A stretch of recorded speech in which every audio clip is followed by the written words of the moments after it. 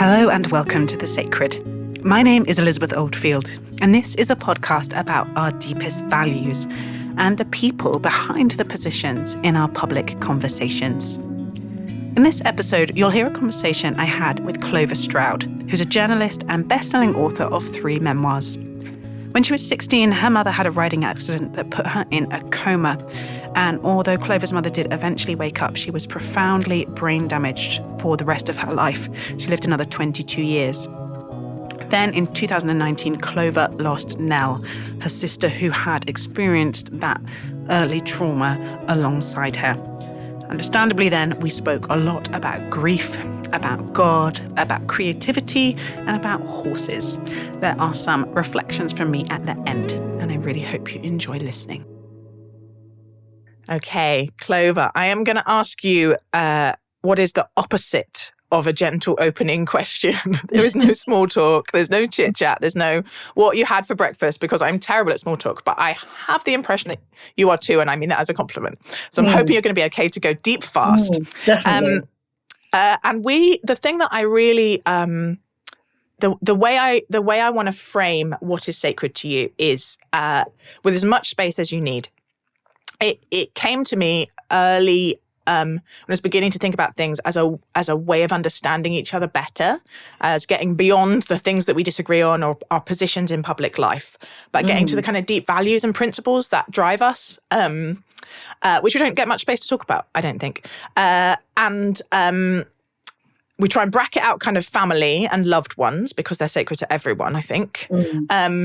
And just let bubble up the thing that we have maybe tried to live by. Or another test that sometimes helps is if someone offered you money to give this thing up, you would feel quite offended because it's not a kind of instrumental, just like maximizing comfort and convenience kind of thing. It's something deeper than that.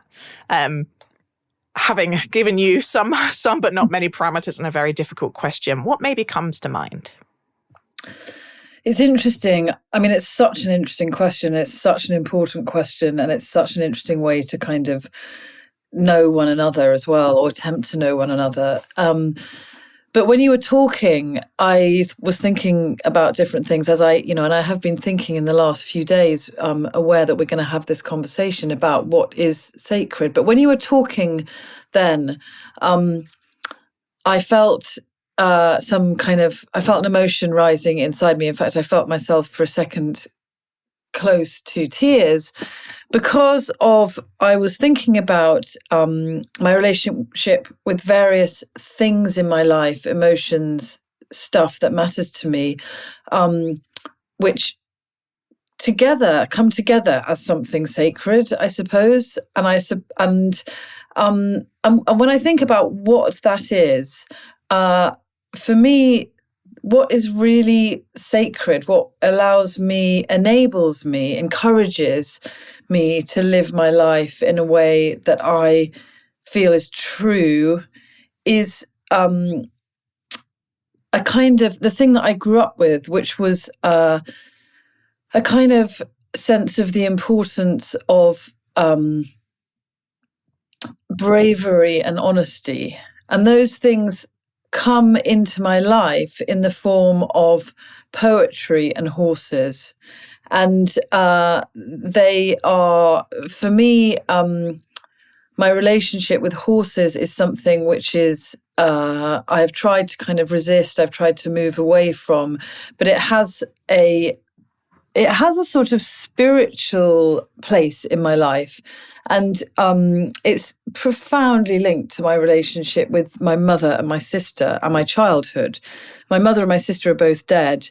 My sister died 3 years ago, and my mum died in 2013 after a very, very long illness where she had brain damage from a riding accident. But we grew up with horses and ponies, not in a kind of smart way, not kind of show jumping but just little muddy ponies out in the countryside. And for me, where I'm sitting here, I can see out into the field outside my house, and there's a muddy pony out in the field there, surprise, surprise. And horses kind of represent a link to my mother and my sister. And I know that family is supposed to be outside of this, But they're important because of the fact of both of those people being dead, and my relationship with them in an ongoing way, the way that I kind of bring them into my life and honor them and have a spiritual relationship with them, is through the way that I feel about the horses that I have out in the field, which are all kind of quite scruffy, heavy cobs out there. And when I am with them, then I feel something which feels sacred to me and feels profoundly important.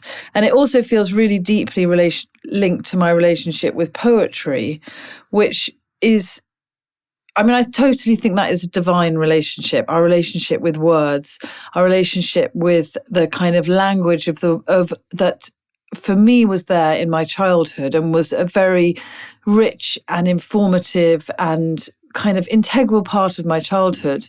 And that is the poet that formed that more than anybody else is T.S. Eliot, and the way that he writes about belief and the human spirit and kind of what it means to struggle and what it means to be alive and how difficult and beautiful and appalling it is to be a human. And so for me, I cannot think about horses without thinking about my dead mother and sister and my relationship with T.S. Eliot and my relationship with God, and all of those things come together. So I don't know if I'm allowed, in answer to your question, for that to be too many different elements of the sacred, what is sacred to me, coming together. But they are very profoundly important kind of alchemical mix of something entirely magical for me and entirely sacred, certainly. Yeah, you're very much allowed. There's one thing I wanted to pick up on what you said about horses as this deeply spiritual thread in your life that you've tried to resist, or that it sounds like there's a complicated relationship there. I kind of wanted to ask why. Why would you try and resist that? Because they bring a great deal of inconvenience into my life. Bloody hard work, muddy, dangerous. I know they're dangerous. I mean, mum had this accident when I was 16, and she was in a coma for several months. She was on her horse, and then when she woke up, she was profoundly mentally and physically disabled. And I think it's interesting that Nell and I, my sister Nell, who died of cancer in 2019, both 100% went towards horses after that. We didn't retreat from them. And people said, I find that so strange that you want to go and ride still. But riding and being around horses and being in the English landscape, actually, particularly that, for me, the English landscape is, it's rather like a description from T.S. Eliot, actually, from Little Gidding, when he's describing the kind of the hedges white with May and the sort of English. He describes a landscape which is the one which is really similar to the place where Nell and I grew up, which was a village in Wiltshire that was low-lying.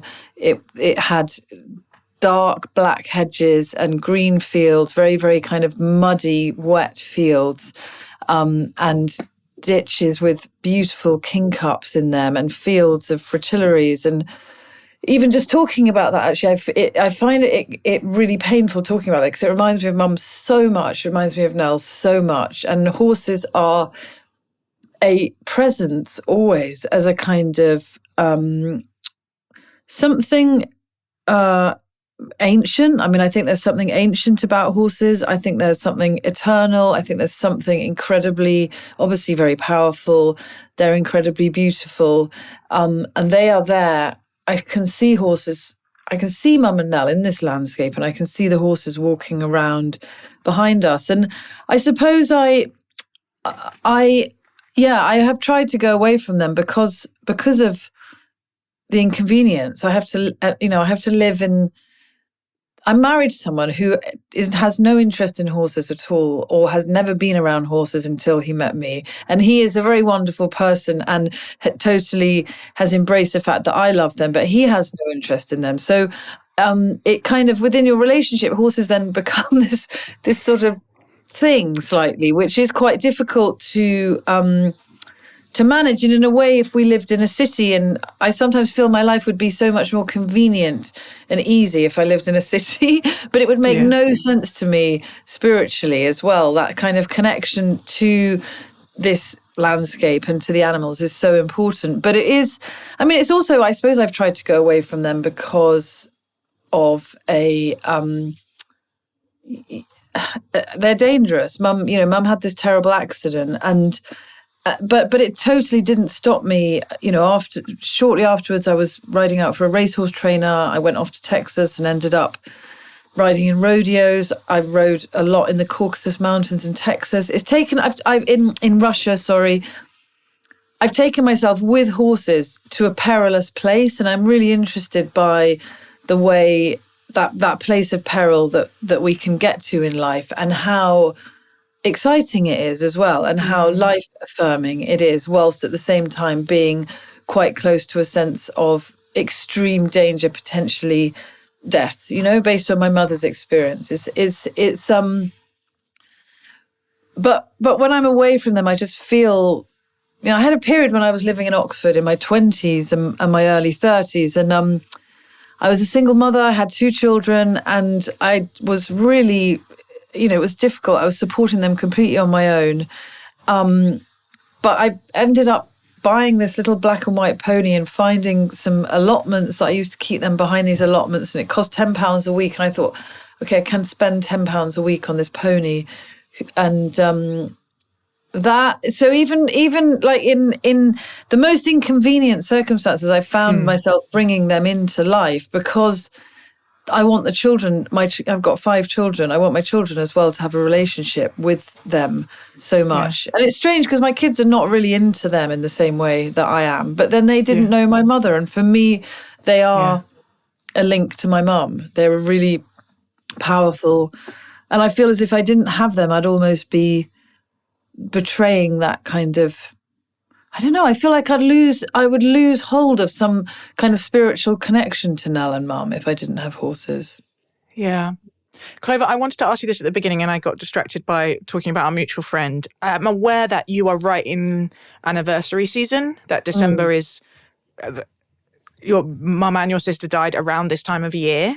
And I normally do a kind of pastoral check with guests, because as I'm reading and listening to you a lot, I'm thinking you're kind of repeatedly going back into grief and talking about grief. So I just wanted to check how you are doing today, and if there's ways that I can make this as life-giving as possible and not leave you feeling wrung out. That's very kind of you. I like to feel wrung out. I like to feel it. And I think to have a conversation about all of this stuff is a real privilege. And so I do find it, I do find it painful, and I do feel emotional talking about them.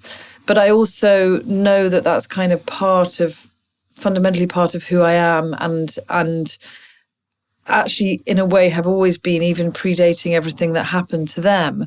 I think because, it was the anniversary of Nell's death last week, and it is a really loaded time, and running up to an anniversary, you do think a great deal about what you were doing with those people immediately, in the time before, when you were living in this exact time 3 years ago, or however many years ago it was, what was happening in your relationship. And I can remember, I actually remember the night before Mum's accident, which was on the 25th of November, wasn't the last thing, because obviously she had the accident the next day, but Nell and I always felt really bad about this, because the night before Mum's accident, she said, she always went to Evensong. We grew up beside a church, and she said, do you want to come to church with us? And I was 16, Nell was 18.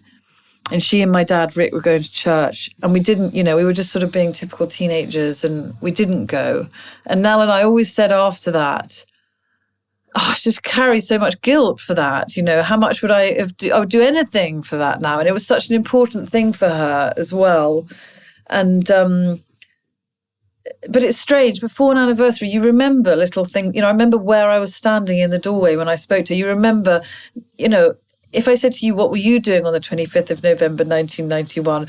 You're not going to be able to remember it, but you've, I'm sure, got other dates which are really powerfully important to you. And it's very strange, the kind of, energetic potency that is carried onwards through the years of a memory of a specific moment.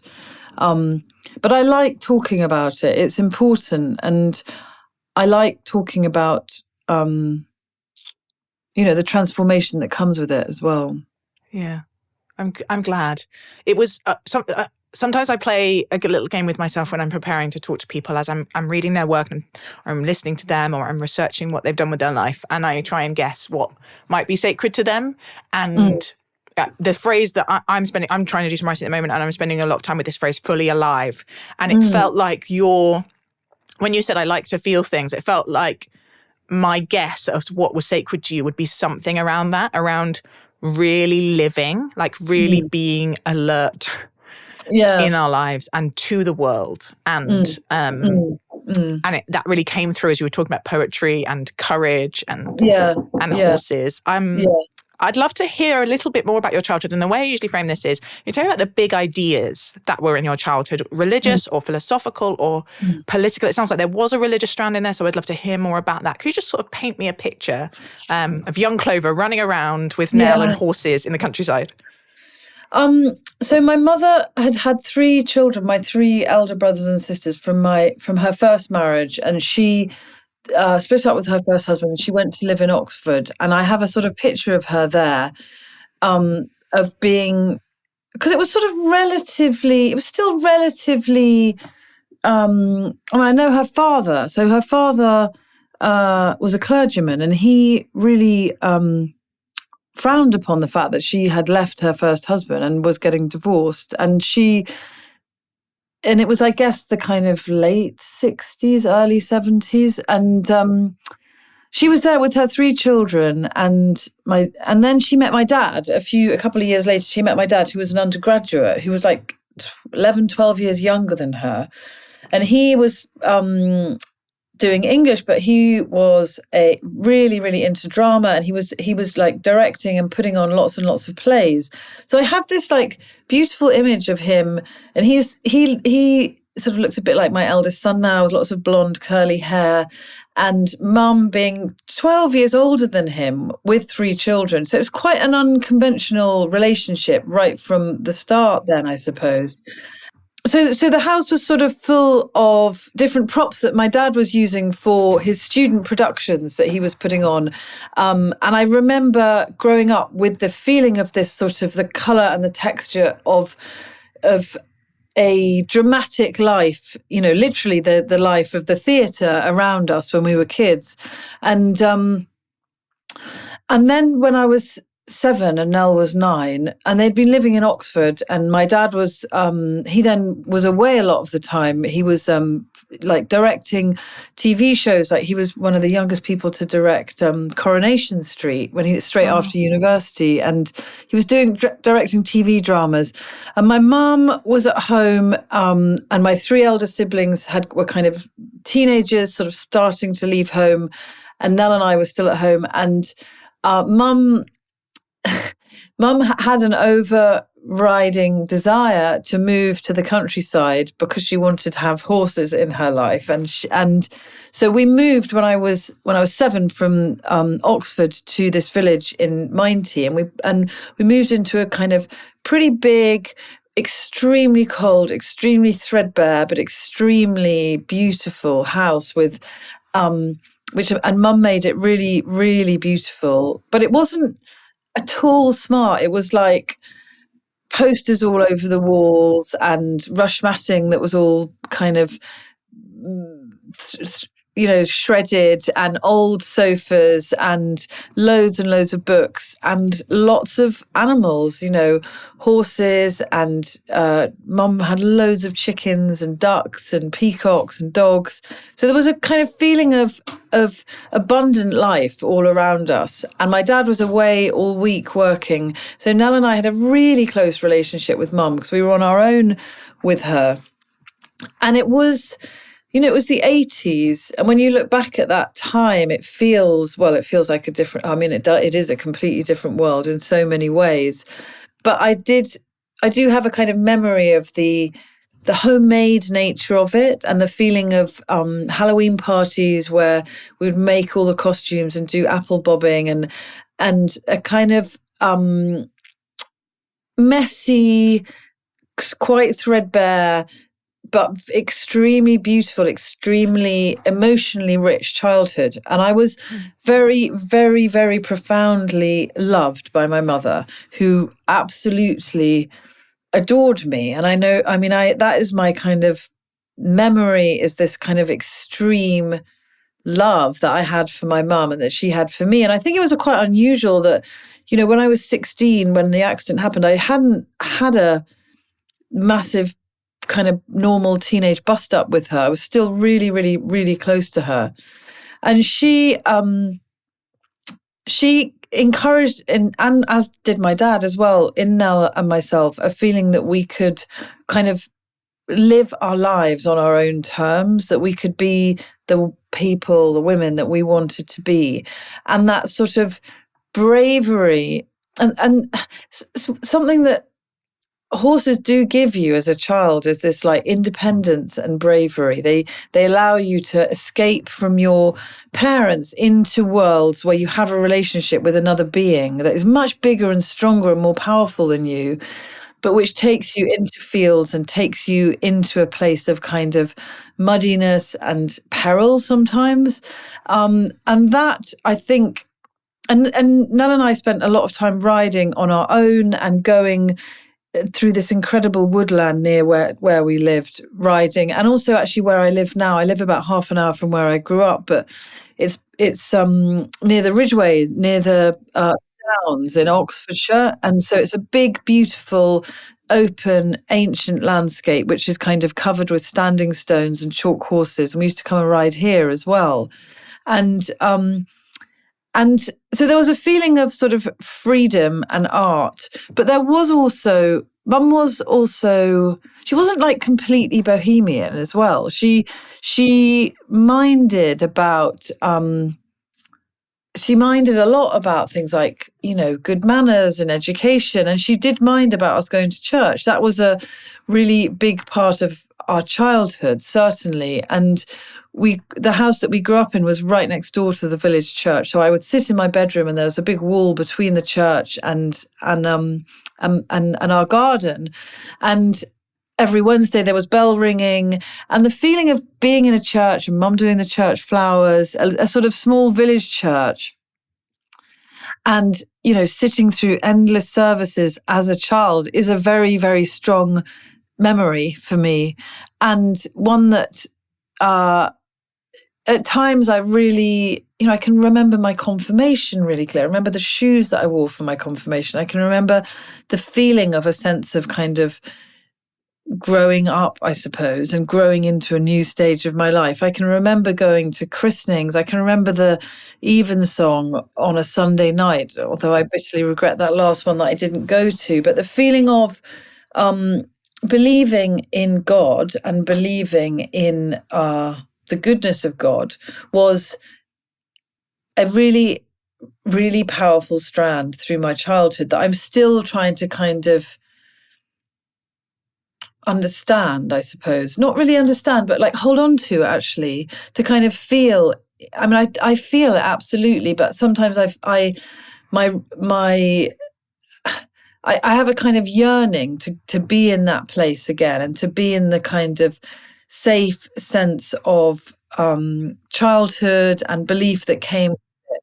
And obviously adult life is so much more complex, and nuanced, and we look back on our childhoods as a place of, well, I look back on I was lucky to have such a happy childhood, and looking back on my childhood is a place of kind of real beauty and serenity, and this feeling of intense love that Mum wrapped around us is how I remember it. And I suppose the thing that I'm continually yearning for, reaching for, trying to recreate, trying to re-find, trying to re-feel, I think that's what you're trying to do. You can't buy it, can you? You're trying to feel it again. You're trying to create it again in some way. Yeah. You write so beautifully. The word that I wrote down repeatedly as I was preparing for today was wild. And obviously it's in the titles of two of your books, of your kind of 20s adventures with horses in dangerous places, and then your Wild and Sleepless Nights writing about motherhood, which I so appreciated, something less saccharine as a depiction of motherhood. But I wanted to kind of dig in with you about that word, it particularly in relationship to God and to spirituality, because what I think, this is a very poorly formed series of thoughts rather than a question, so forgive me while I grasp my way to something coherent. What I really appreciated in your writing is you're trying to all the way through to be honest about what it feels like to be a human and to lose the people that we love, and just the pain of being a person and what it means to mother. And you're so honest about spirituality and belief as a thread in amongst that kind of slides in and out of focus. But the way you write about it feels closest to my experience, which is of something quite wild. That we're not very good about talking about religion in this country.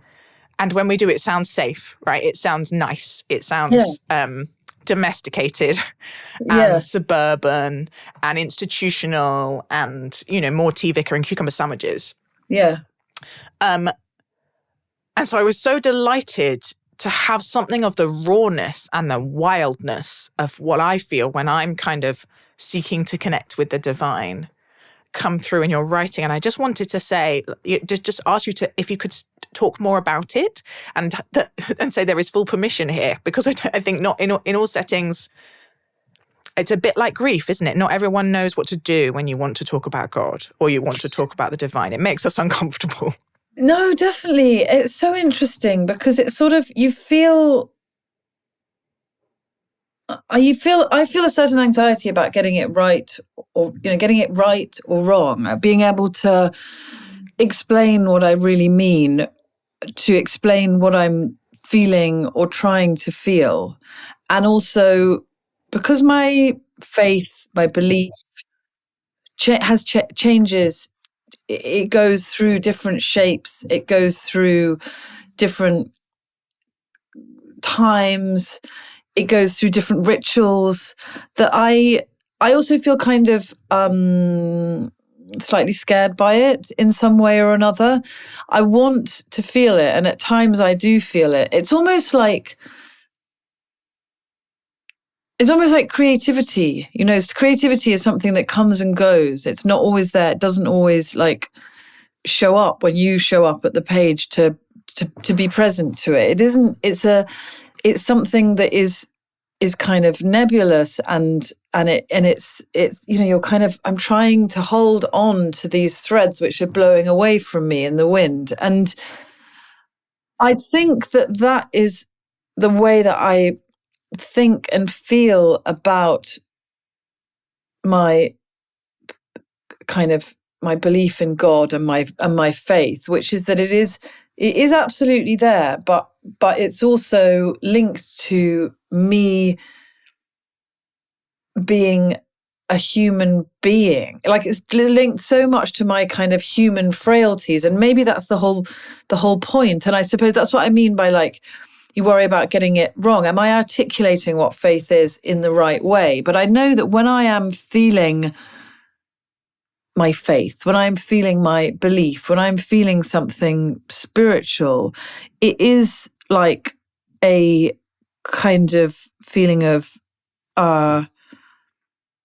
something utterly utterly human, I suppose, and therefore it encompasses all of my failings and my fears and my desires.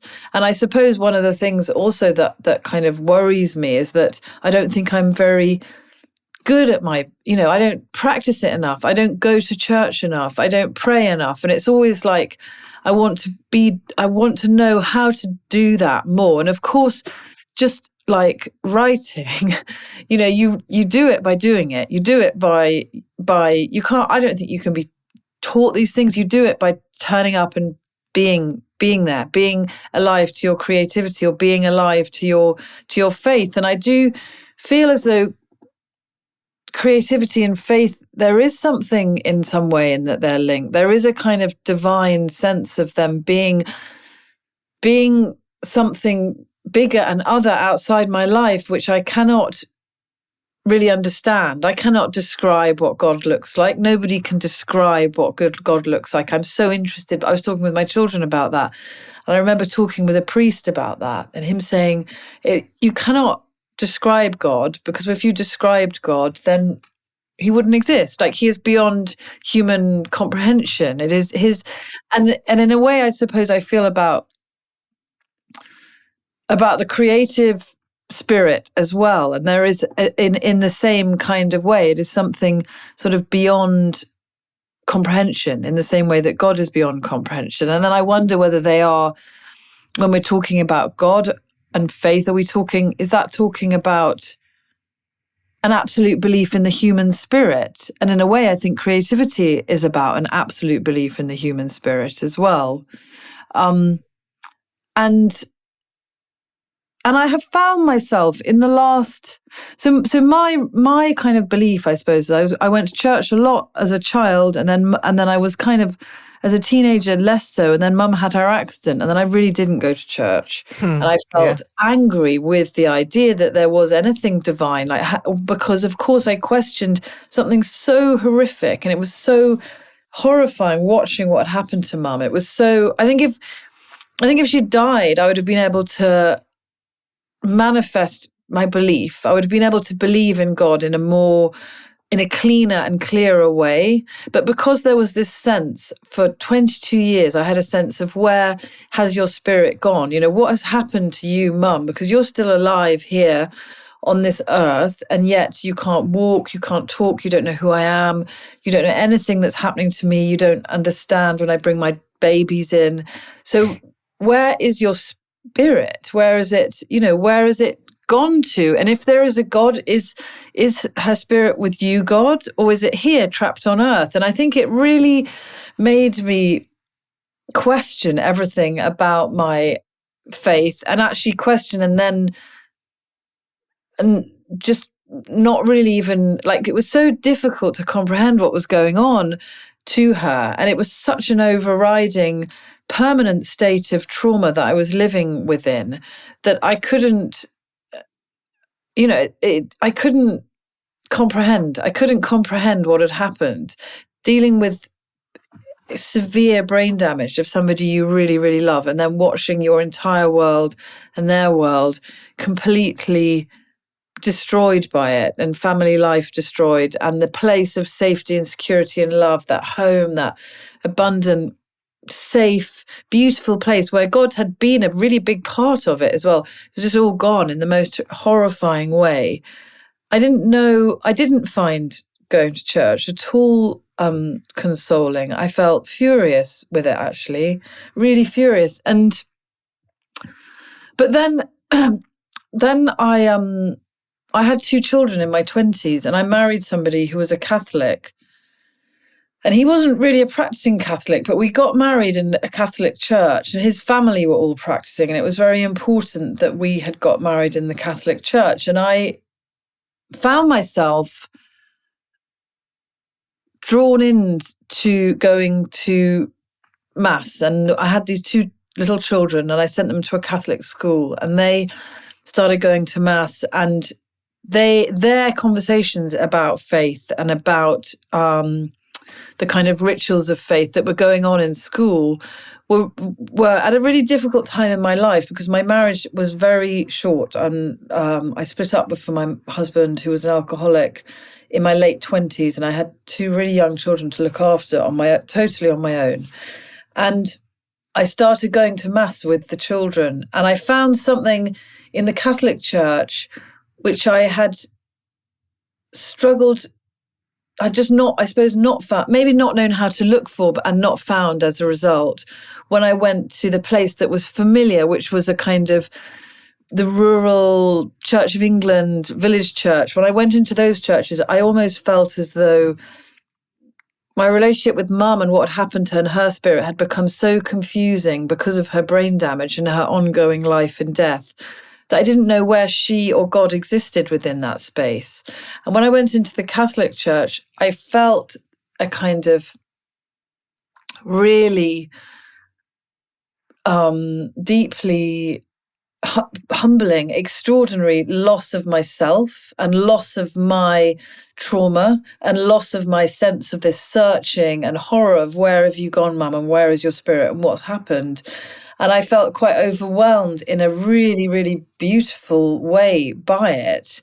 And I loved going to Mass, and I loved hearing the children talking about what it was doing in their lives. And it was strange, because when I got married for the second time, I carried on going to Mass, but I wasn't allowed to go up for communion. And I remember, because I had been divorced, and I remember some people saying, "Oh, that's ridiculous. Your faith is your faith." But I did, and I do, respect that as part of the church, something that I didn't really understand. But I have found, because I also converted to Catholicism about 6 years ago. I've been going to church in Oxford, and I just realized that my desire to be there, my desire to be present with God, and present with this kind of like huge relief of the loss of my ego and my anxiety and my trauma, I felt when I went into this church. And that really surprised, that was extraordinary. It was an extraordinary, beautiful feeling that I cannot comprehend. Yeah, that's very beautifully put, Clover. Have you read Nick Cave's new book, Faith, Hope and Carnage? I have got it by my bed, actually, but I haven't yet read it. I'm very interested by him, and I love his writing, and I get his the red hand letters, and I kind of always am interested by the different things that he says about, many different things. I went to him first for grief, actually, after he was writing a lot about grief, after his son died so tragically, his first son died so tragically. And I found the way that he wrote about him and his wife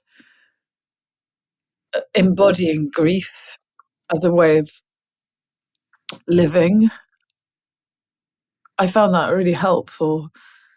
So he is also a guest on this series, and with his friend who has written the book with Sean. And you remind me of each other so much, of the things that you're circling around, the interrelationship between creativity and grief and the divine. I just wanted to read you a little bit about, because his intuition that grief is both the worst, grief's like losing your mother or your sister or your son, are both the worst things that can happen to a human being, but also in strange ways are some sort of portal to a part of life and a part of experience that you can't somehow get to otherwise, that there's something transformative that connects you with human vulnerability and human preciousness. And one of the lines that stuck out to me is he said, it feels to me in this dark place, the idea of God feels more present or maybe more essential. It actually feels like grief and God are somehow intertwined. And I'm just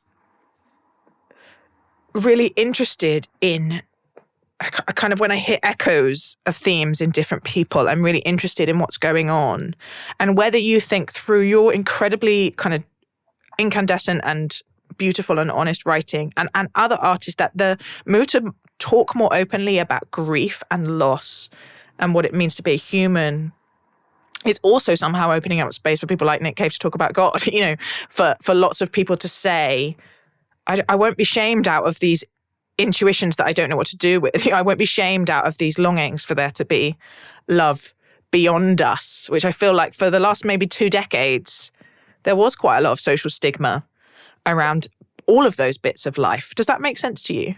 It makes total sense. And you saying it is, you just think there shouldn't be any, it's so odd that there, I mean, it's not odd. There are reasons for it. And there are reasons for people sort of, you know, doubt and anger and really good reasons, some of them. Really, really good reasons. But the fact of, and I will say fact, of accessing something divine, something beyond comprehension, beyond our, you know, we couldn't contain it. We cannot contain what belief is really within our physical, intellectual bodies. It's beyond us, I think. And I mean, I don't mean beyond us because it is within us as well, but it's kind of, it's so big. It's so big and yet also so much a kernel as well. But I think that, yes, I do think, and actually I'm also interested as well that I think that Elizabeth Gilbert talks about creativity and faith in a kind of interchangeable way as well. I'm excited by and really interested by and this is what I was saying by that, and yet I also feel what I said a few moments ago, a kind of a fear about it as well, because you want to take it, you want to go further with it, you want to know where it's taking you, you want to feel it more, and sometimes there's a fear of will it show up for, you know, what am I going to find? Is it going to be as, I feel I'm on the cusp of something that is really explains or helps me find the kind of pain of my human existence as a kind of salve to my human existence. But will it provide that salve? And of course it won't provide, you know, that salve endlessly, but it might in some ways. And I suppose, there's a fear of pressing it, of touching it, of pushing it, of trying to. One of the things I write about in this new book I've been writing about, I've been trying to write about home and what the kind of spiritual, what, you know, it's very much the way that we're talking now is very much how I'm trying to write about home. And I talk about something which I feel really strongly, which is when I think about the house that I grew up in, where I was really happy, Minty, this beautiful house with the ponies and the you know, the kind of threadbare beauty of it. I can, because when it was sold, I never saw it empty. When I left before everything was, I went to live in Ireland and I left before the house was emptied. So, and that was 2 years after Mum's accident. And in my mind, I truly believe that a not a version, but like part of me and now Mum and my dad are in that house still.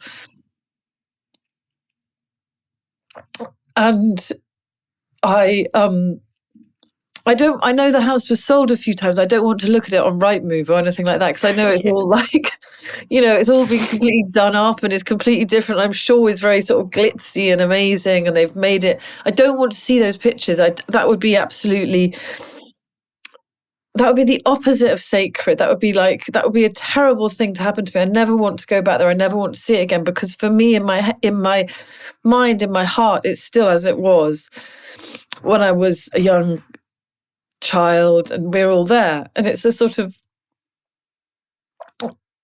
place of really, really sacred safety. And I was writing about this, and I was saying in my writing, I was writing about the fact that I truly believe that, but I mustn't test it too hard. I mustn't try and talk to Mum. I can put myself in the kitchen of that house as a 8-year-old child, but I mustn't try and talk to Mum, because if I try and talk to Mum there, then I'll be testing it too much, and I won't know what she'll say, and I won't be able to have a conversation with her as my 8-year-old self, informed by who I am now. But if I just go there and kind of sit at the table, then I can spiritually, and it feels literally and creatively, kind of connect myself to that place that was so, so important to me. And it's a bit, in a way, I suppose it's a bit like faith. I don't feel adept at it, and I feel scared of testing it in some way or another. I feel scared of trying to have that conversation, trying to have the conversation with the divine, if that's the right way. I feel scared by how to communicate, how to manifest my faith, I suppose. The metaphor I sort of use in my brain to myself is sort of holding God out of just in the corner of my eye. Right. Because if you look straight on, I either might be blinded or there might be nothing there. It's really the leap of, can this take my weight? Yes. Is what my whole faith journey has been about. Increasing, letting the language I use is letting the love of God increasingly take the weight of my life, and the weight of my pain, and the weight of my, all of the rawness of being a human being, increasingly let that be held in the love of God. But every so often I panic and jump off, or, feel like I'm free falling, or it just slides out of focus. But the yearning, do you think the yearning is what faith is? Yeah, I don't know what. It's just where all the words start to fall apart in your hands, don't they? Yeah. So that's how Nick Cave talks about it. Maybe the doubt is in itself part of it. But yeah, I honestly So C.S. Lewis talks about it most powerfully for me, who also writes amazingly about grief. This sense of, and it relates to home as well. This is all interconnected. That nostalgia is this homeward, this longing for home, and we spend a lot of time kind of longing for a home behind us. And I think you in particular really do have somewhere in your heart and in your memory that feels like a home. But he also says, in some ways, home is ahead of us. Home, if we find in ourselves a desire that cannot be met in the world, it may indicate that there is, something beyond the world, that our longing for a sense of homecoming and encounter, and that sometimes it feels like someone's struck my heart, and the note that my heart tuning fork, this is Mangles, but my heart tuning fork is making is sounding with something far away, right? That is disguised by the brokenness of the world. And that it's when I sort of let myself sit with that note, then the love of God can kind of come into focus or feel most present for me. But it's so vulnerable and raw. The feeling is so bittersweetly, sort of exquisitely painful. Yeah. That it does take a lot of courage to let myself pursue it. But it's only when I do that I do feel fully alive, that I do feel like I'm really living. Well, not only when I do, but that sensibility, that turning towards an attention that I think is turning towards me. Yeah. It's increasingly like, this is what life is. Yeah. I've also been interested by the link. But so 18 months ago or so, I stopped drinking as well. And I think that the kind of way for me, and I stopped because I was just, I mean, for various different reasons. But one of the reasons was that, one of the reasons was partly because Nell had stopped in the last 2 or 3 years of her life. And she, because of her treatment, because of her cancer. And, but she also had, she was an incredibly creative person, but her creativity became supercharged in the last 2 or 3 years of her life. And we talked a bit about the way that she felt as though in total sobriety, she said, it's not just like not drinking for a week, or, it's not the same feeling as that, or even if you don't drink for a month or whatever, it's not like that. You're going further and further and further with it. And she said it's as though the kind of cobwebs are like being drawn away from your eyes more and more and more the further you take yourself into that space of kind of total presence with your human self and all of the kind of pain and frailties of that. And you're not allowing yourself any time off from it in the way that drinking a bottle of red wine gives you time off from the inside of your head. Like, you are absolutely there the whole time. And I find it really difficult, and I yearn sometimes to, to have that kind of mini vacation of your mind where you can just be drunk and or just have a couple of glasses of wine, even, where you're changing the frequency in your head. And I've been feeling it really strongly in the last few weeks, really, of this sort of desire to journey further into my not into my consciousness, because it's actually getting away from my consciousness. That's what I want to get away from. And that's when I go into a Catholic mass, why I feel this like loss of my consciousness, which I just find so exquisite. I love the feeling of it. And I haven't been to mass very much recently because I actually got really frustrated taking my children to mass and taking my little boys to mass and spending the time trying to make them stop shouting. Yeah. It's a really, really spiritually deeply unsatisfying going to church with young children in the service.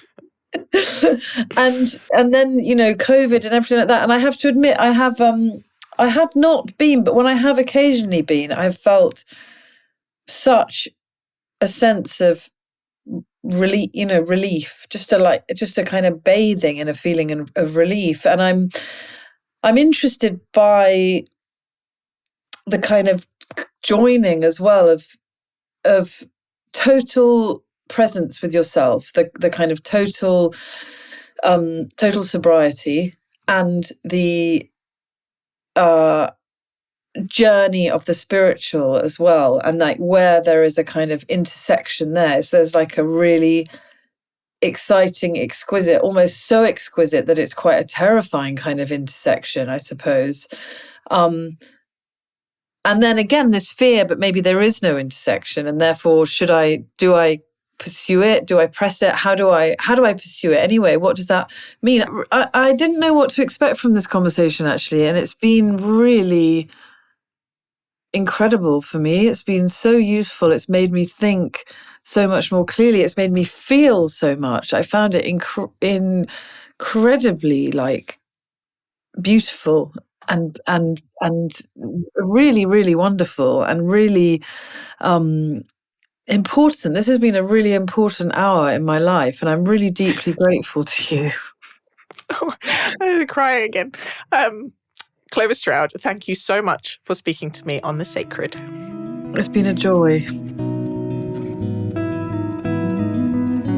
Well, look, I know I'm not supposed to have favourites, and I genuinely do end up liking almost every single guest, and that includes the ones that I really, really do not expect to when I am preparing. There is something just intimate and lovely about listening to someone reflect on their deep things. But clearly, I don't often meet anyone who's as intense as I am. And Clover is, and it was such a joy. to hear her talk and hear her thoughts and have her share so generously and openly about her life, her sacred values of honesty and bravery are just very inspiring things, and particularly to put them in then kind of the concrete terms of poetry and horses, and that they show up in her life, these two sources of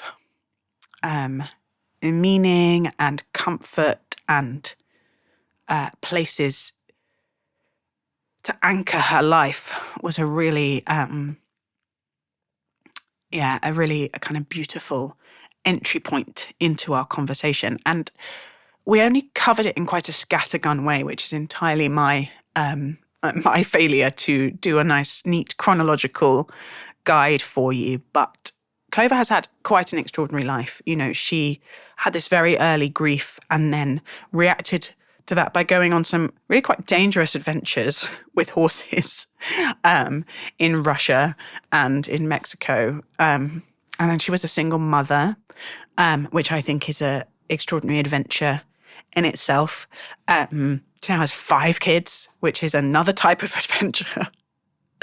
And she's had this second absolutely gutting loss of the sister that has been so precious to her, Nell Gifford, who was the founder of Gifford Circus. And it's really noticeable that she's tried to metabolize or to compost those losses and those adventures in ways that help other people think through their own losses and their own adventures, that help them make meaning of their feelings, and particularly of grief. It's her real kind of, the thing that she returns to again and again is this sense of grief as either something that makes us shut down or something that can help us live more fully and more deeply and more freely. And again, as I said, it really connects with my conversation with Nick Cave and Sean actually, that grief strips away what's unnecessary. It strips away the distractions of life and the things that present themselves to us as important but actually aren't, and says, okay, so what is life about? How are you going to love well? How are you going to live this day that you have been given? And this idea of kind of peril and grief as a possible portal to kind of deepening our experience of being alive. We kind of know it, but we also deny it. And it can be hard to say because it sounds like you're glorifying pain or suffering. It can sound like I'm being a typical Christian, sort of, you know, Nietzsche's accusation that Christians are somehow sort of sadomasochistic, that we glory in suffering, that we aren't doing the important work of trying to remove suffering from the world because we're too enamored with it. But I think I talk to my kids quite a lot about WALL-E, the film WALL-E. If you haven't seen it, you should see it. It's amazing. Which is this kind of parable of what happens when humans have maximum comfort and convenience. And it's not pretty. We become sort of brain-dead blobs, essentially, numbed out on entertainment. And it's not that I want to glorify suffering, but given that suffering is a fact, I want to invite myself into seeing it as a doorway and as an opening into the possibility of being more fully human. Because WALL-E shows me that the opposite makes us less fully human, less empathetic, less compassionate, less humble, less alive. Yeah, and I really appreciated how Clover spoke about face as this thing that slides in and out of focus, and she did it a lot more eloquently than David Cameron's classic, like Magic FM in the Chilterns, goes in and out of signal, although that phrase has been so quoted that it was clearly memorable. And Clover is also, I think, in the Chilterns, so that's interesting. But yes, this sense of, groping in the dark a bit, and words coming towards you and then falling apart in your hands, and the difficulty of talking about these experiences and these longings and these intuitions that there's something beyond us, and something between us and something within us that we don't have adequate language for. And I was just really grateful to her for exploring that with me. Thank you for listening to this episode of The Sacred Podcast. I'm Elizabeth Oldfield. You can find me on social media. I'd love to hear your thoughts.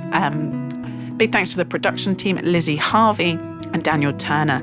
Our music is by Luke Stanley with vocals by Lizzie Harvey, and we are edited by Drew Hawley. This podcast is a project of a think tank called Theos, which does a lot of different things. It also has another podcast called Reading Our Times, which is a kind of more straight ideas-y, book-focused podcast presented by my friend Nick Spencer. If you're looking for a new podcast, you could go check out Reading Our Times. It would make you feel extremely informed about what's going on in the world. And you can check out all the other work of Theos at theosthinktank.co.uk.